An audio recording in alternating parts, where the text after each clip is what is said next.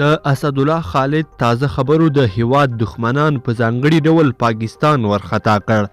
اسدالله خالد داسې څه ویلي چې غوغا یې جوړه کړې ده. دلته یې له موږ سره په دغه ویډیو کې کتلی شئ.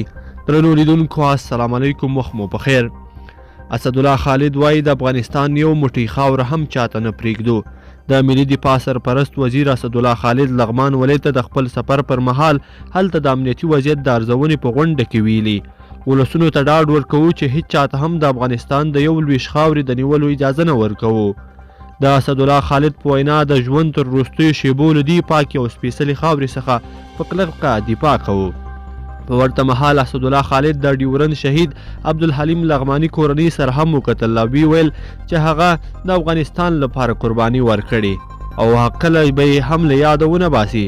هغه زیاته کړه لغمان د علم، پوهې او ادب کور دی او ولسونه یې تل د تاریخ په اوږدو کې په مېړانه د هیواد خاورې او ناموس څخه کلکه دفاع کړې ده. نوموړي وویل د امنیتي ځواکونو ډېره برخه د لغمان ځوانان تشکیلوي او تل یې دښمن ته غاښ ماتونکی ځواب ورکړی چې غوره بېلګې د پنجاب پر وړاندې د محمد علیم لغمانی قرباني وه چې د خاورې څخه د دفاع په لار کې دغه قرباني ورکړه.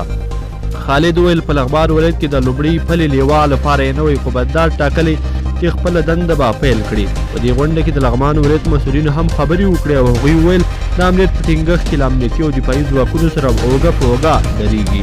لیدونکو په دې هیله چې دا ویډیو به مو تر پایه لیدلې وي. که مو دا ویډیو خوښه شوې ویډیو لایک کړئ او چینل د سره ضرور سبسکرایب کړئ. تر بیا ښه وخت.